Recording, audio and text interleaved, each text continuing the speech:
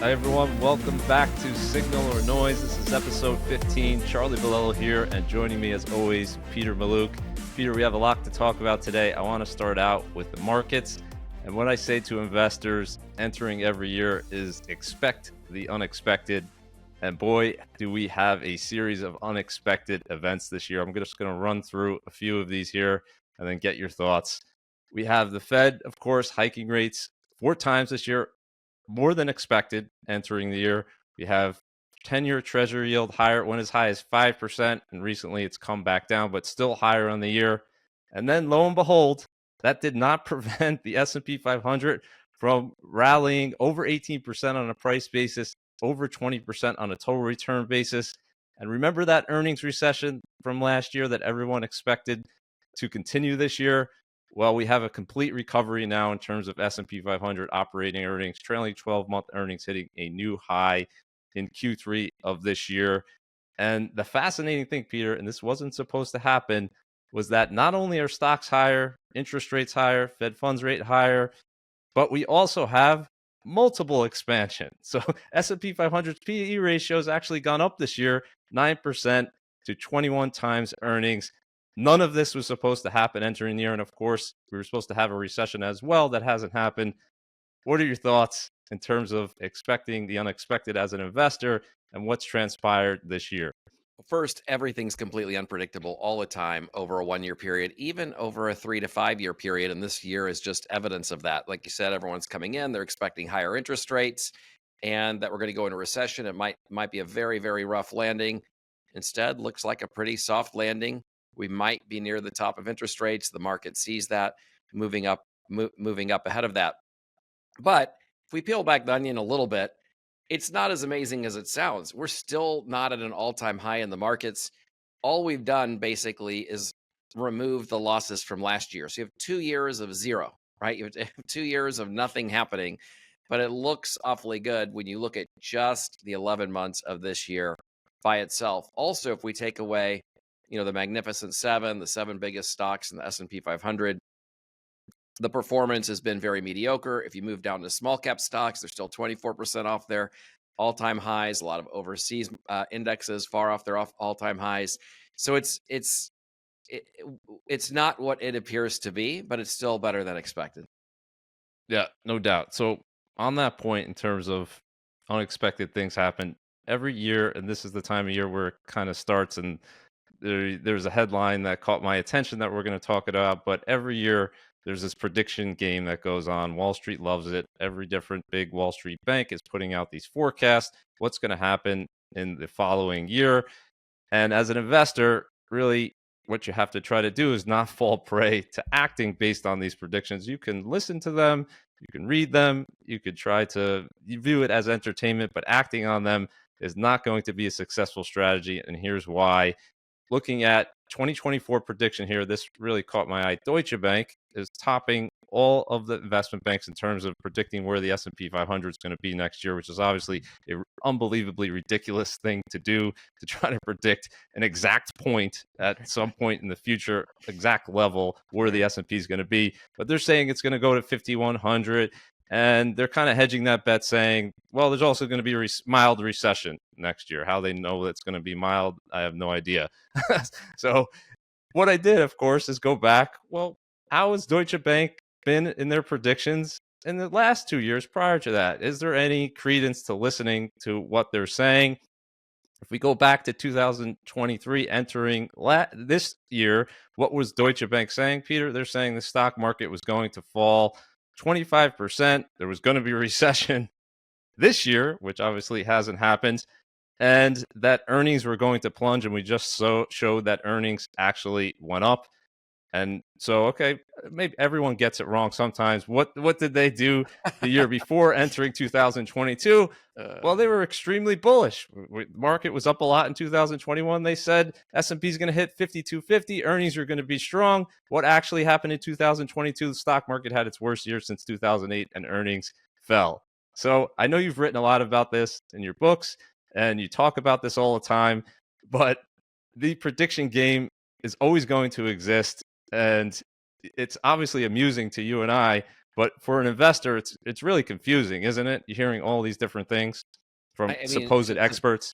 yeah, to think of that if over the last 2 years you, went against their predictions, you were a 75% probability of being right. I mean, to be wrong twice in a row is spectacular fashion, by the way. Not just wrong, but, like, wildly wrong. Let's hope, for investors that they're wrong, that they're right this time for the first time in 3 years. Absolutely. So Deutsche Bank, I just picked it because it stood out there in terms of their prediction for next year, but they're not alone. Entering this year, and we talked about this earlier this year, but now 1 month ago, stock market's up over 18%, as we talked about. What were strategies collectively thinking coming into the year was actually predicting the first down year in decades in terms of their predictions. So not very useful. And what I like to tell people is the worst possible thing that could happen is you're following this advice and it actually transpires. It actually works out, Right. whether it be a stock pick or a forecast, right? Because then you think, oh, this person knows something, they have special information, and I'm going to act on that. And that's a very dangerous game for investors to play because obviously we know no one can consistently predict the future and they're going to get it wrong eventually, right? Well, this is where the biggest problems actually happen when you have somebody that's repeatedly right. So, for example, you take Legg Mason Value, Bill Miller, the only fund manager in history to be right 15 years in a row, beat the S&P 500 15 years in a row. So people say, hey, look, you can predict this, you can beat the market. At that point, he saw peak inflows. So who was there in years 1, 2, 3, 4, 5? Nobody, right? All the money goes in after you've broken all these records. And what happened after that? Bottom 1% performance. So the majority of people that invested in that fund were economically devastated, and very few people were there when it was going up. So that is the danger. It's very much a coin flip. If you have thousands and thousands of brokerage houses, mutual funds, hedge funds flipping coins, of course there's going to be a couple people that get heads 10 times in a row. All the money goes into that. The odds catch up with them, and the majority of investors get punished. You see that with the ARK funds now. There's always an example, one after the other, where we can watch that happen. Right, which just shows you that if they do get it right in the short run, it's more likely to be luck Right. than skill, and therefore you really shouldn't be following something that's just based on luck. All right, we've covered that plenty here. Let's talk about how much you can comfortably withdraw during a long retirement. This is kind of blown up on FinTwit, Peter, as you probably know. Dave Ramsey made a comment on his show. He was asked a question. Well, you have a 30-year retirement, and the person asking the question said, "Well, what's a reasonable withdrawal rate?" I heard 4%. We've all know the 4% rule, which is simply taking out 4% of your nest egg. So if you have $1 million, you take out 40,000 in year one, and then you adjust that higher over the retirement for inflation. And Dave Ramsey did not like that 4% rule, to say the least. Yeah, I'm just going to run through some of his comments and I want to hear your take and then I'll dig into some of the data.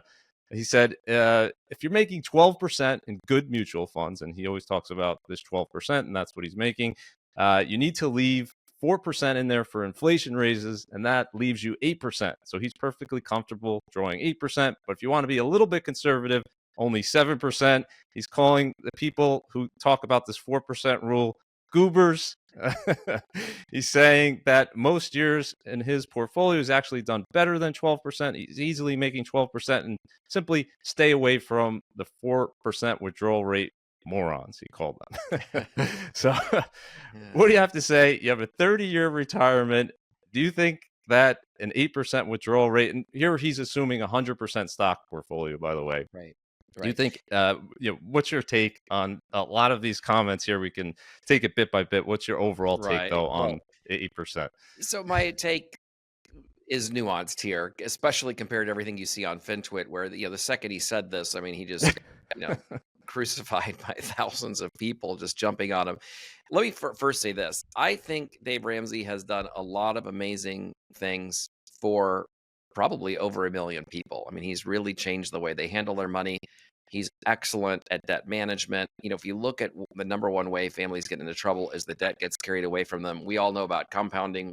We talk about monetary growth all the time, but it works in reverse. If debt gets away from you, that that debt can really compound and you could never survive. And he's helped families manage their debt, think about it properly, get out of debt, and live much better lives. So I think very highly of what he's accomplished with all of those things.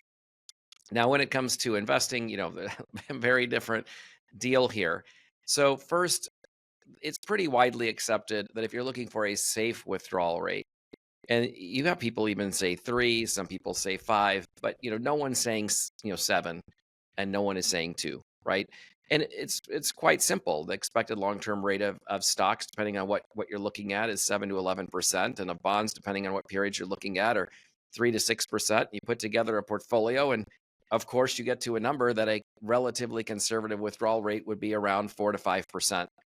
And part of the reason for that is what we call sequence of return risks. If you go into the market and you're invested in all stocks and the stock market happens to be right before 0809 or the Great Depression, and you've got a withdrawal rate that's higher than that, it's not going to work. It's not going to work. That's not debatable. It's just not going to work.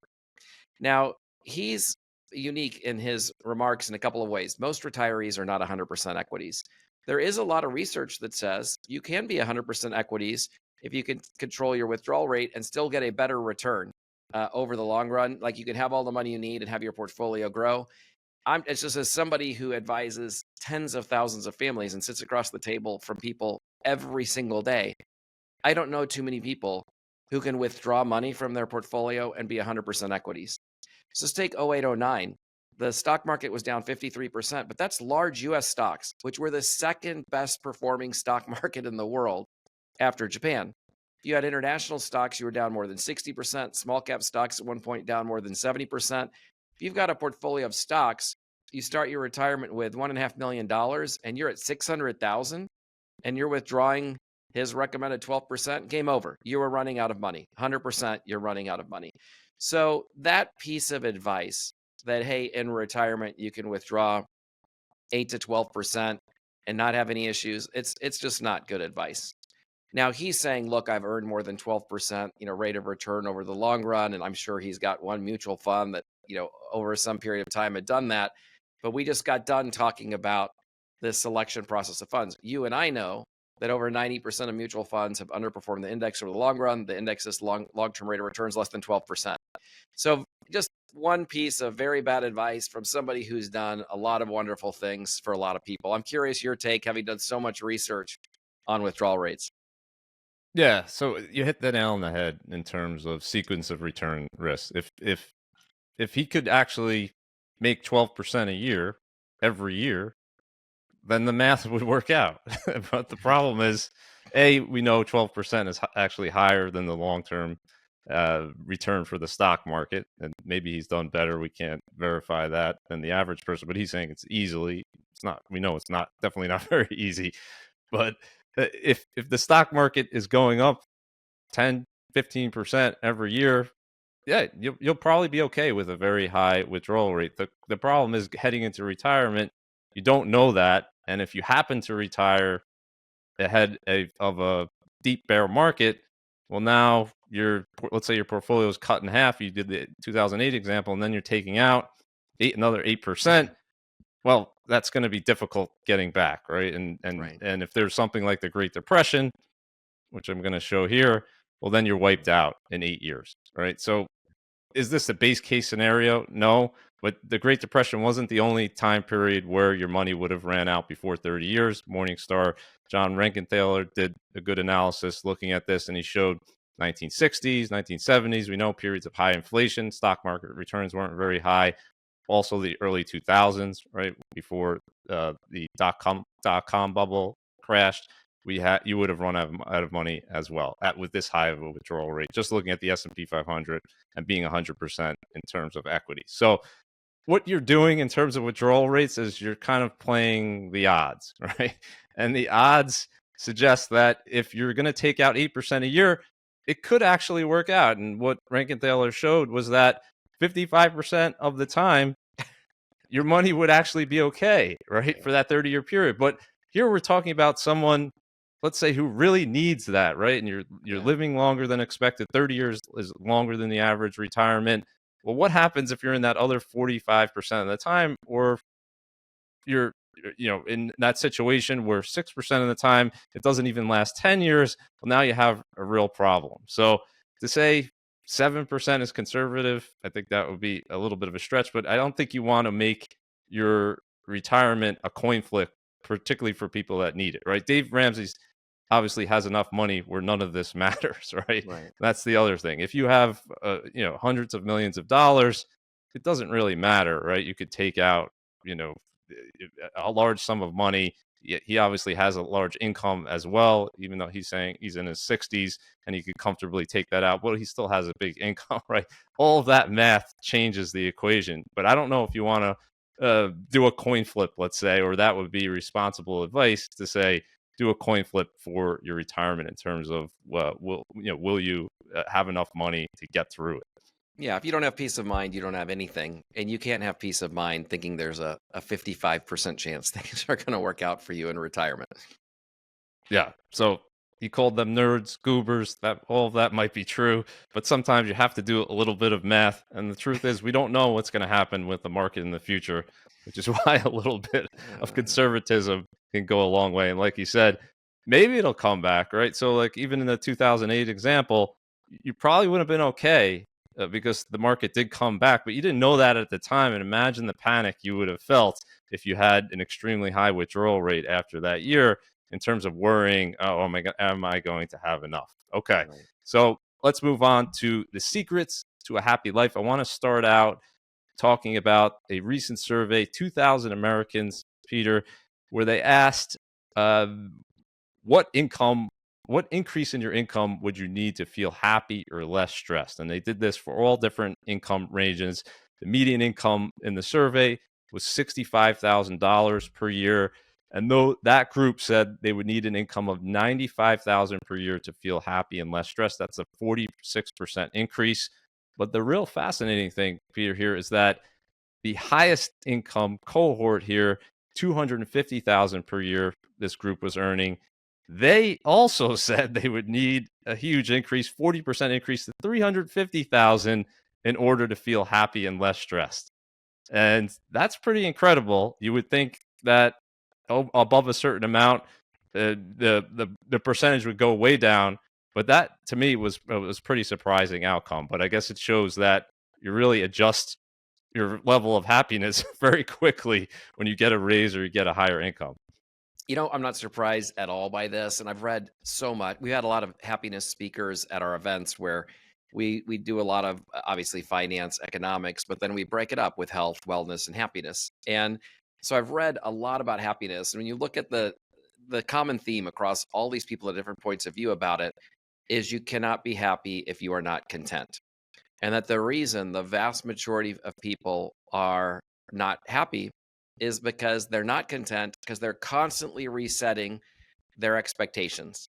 And this is a great example of it. No matter what income group anybody is in this survey, they're no longer content because they find themselves comparing themselves to a new group of people.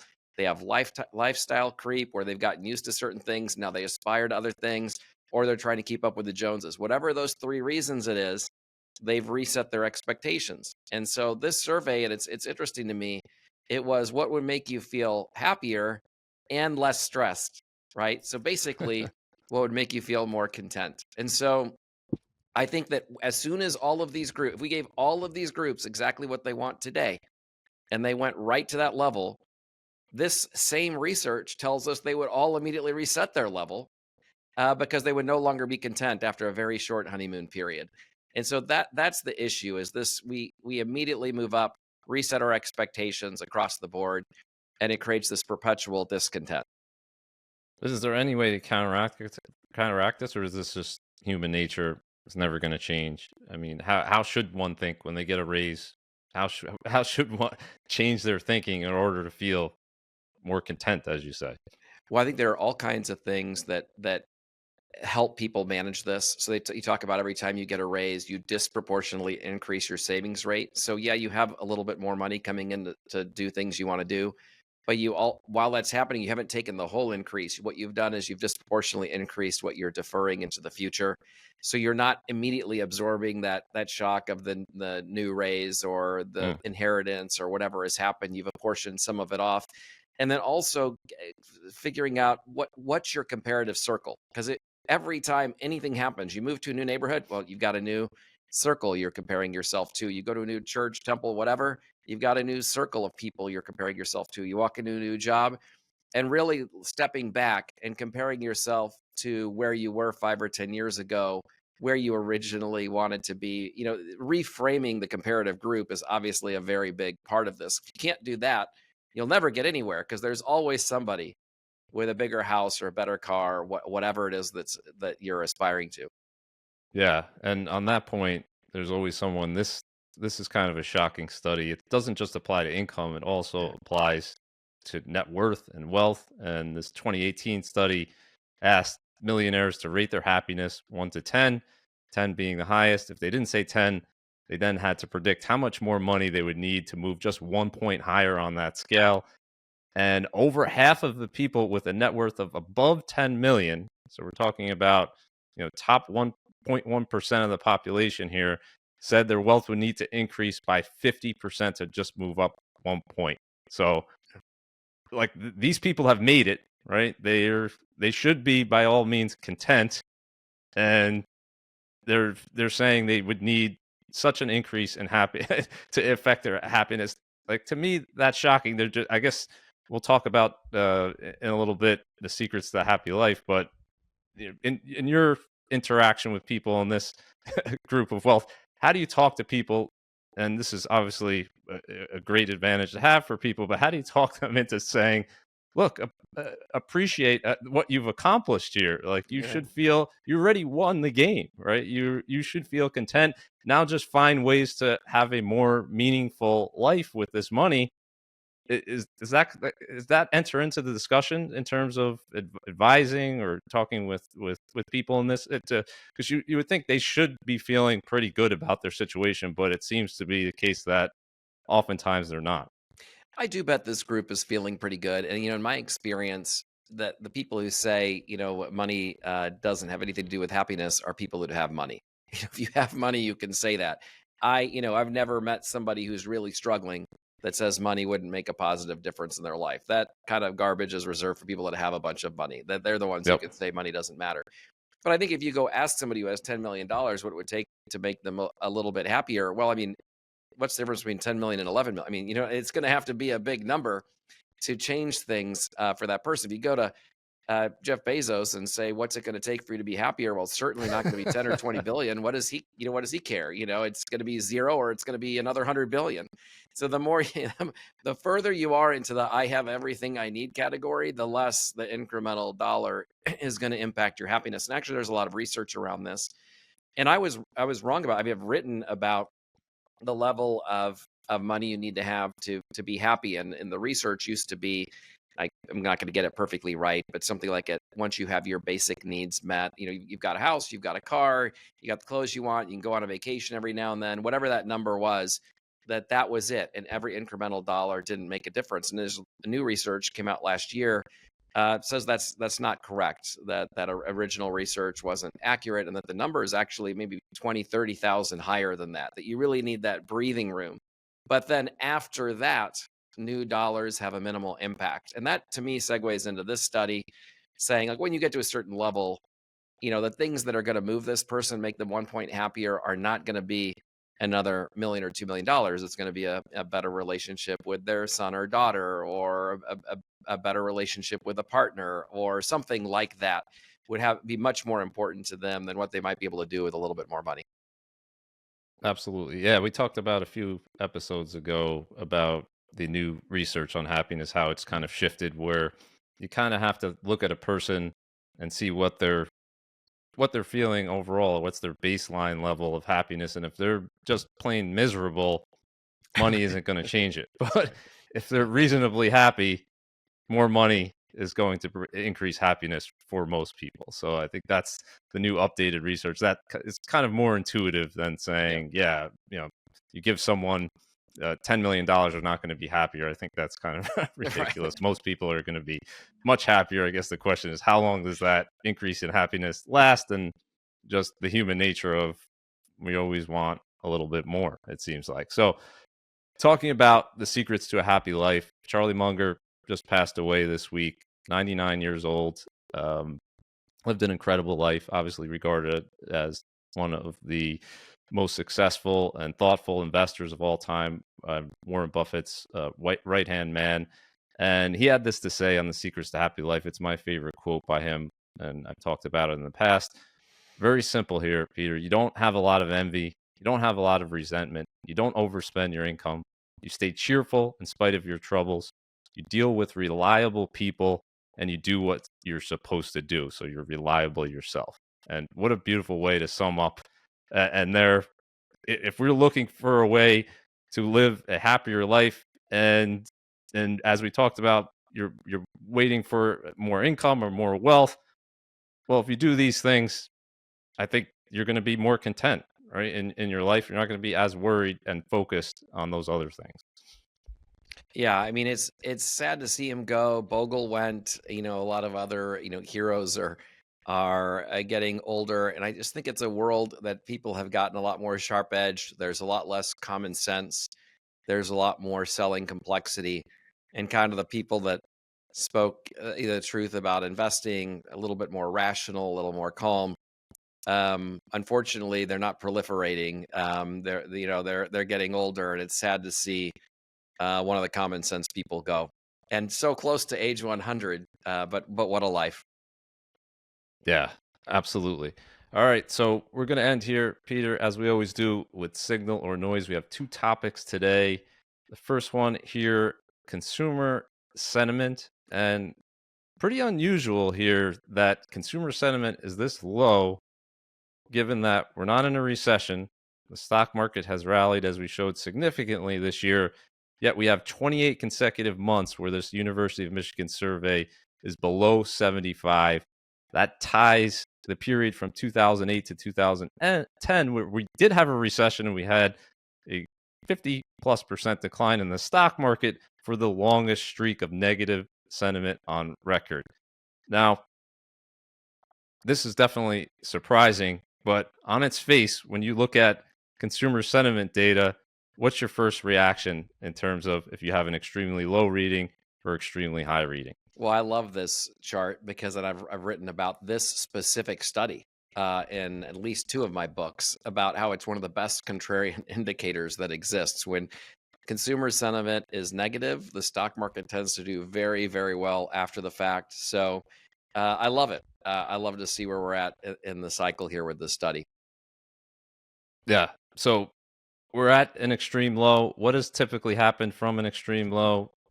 This might be surprising to some people, but the lowest 5% of consumer sentiment readings, and we're in that range today, over the following 12 months, the average return for the S&P 500, 18%. If you look at the highest 5% of consumer sentiment readings, the average return still positive, but much lower at 3.7%, definitely below average. So if you have something to be bullish about next year, it's sentiment overall seems to be better than it was when we entered the year for sure. But the fact that consumers are still pretty negative is kind of unbelievable to me. And maybe watch what they do and watch what not what they're saying in terms of they still seem to be spending, the economy's still going.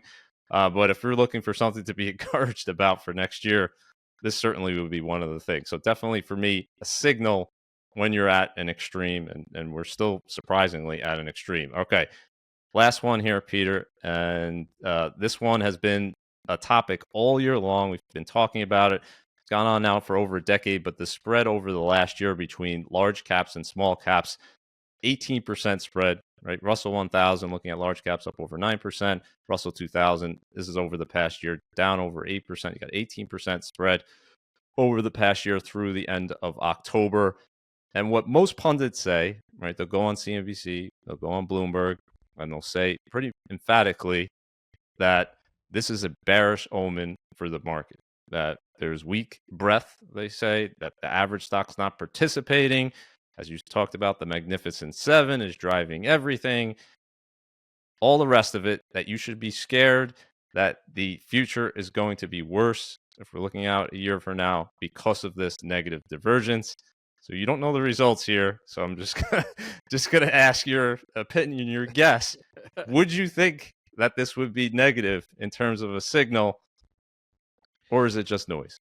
It's definitely noise, and if anything, I think it's positive because you take the Magnificent Seven out, large cap is much more in line with small cap. There's still going to be a gap, but half of it almost would be eliminated. And I think that what you wind up seeing is, it's darkest before the dawn, just like the previous consumer sentiment slide. That doesn't mean things are going to turn around next year, but this gap always closes.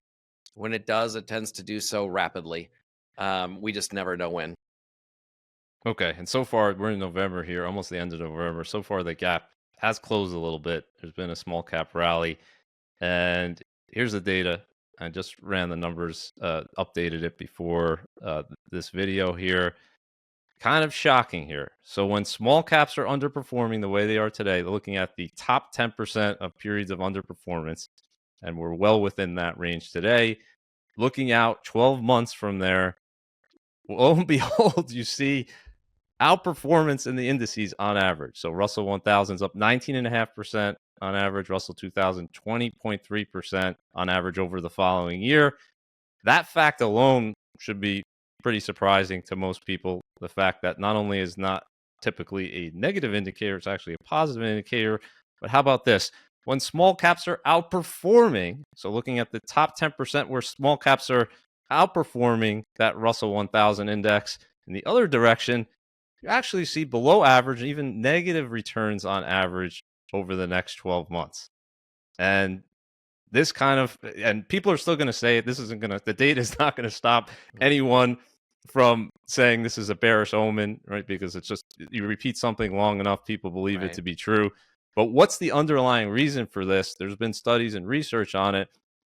The reason is small, when a market has an extreme period of performance and you see, let's say, the market moving higher, and it typically actually starts with large caps, and then with a lag, small caps catch up to that as people get more confident in terms of the economy, other things, and as you said, that gap closes very quickly. Now, near the end of a huge rally, what you actually tend to see is the opposite. You tend to see this huge speculation and surge in smaller companies, right? People are taking more risk, and that on average has been actually worse.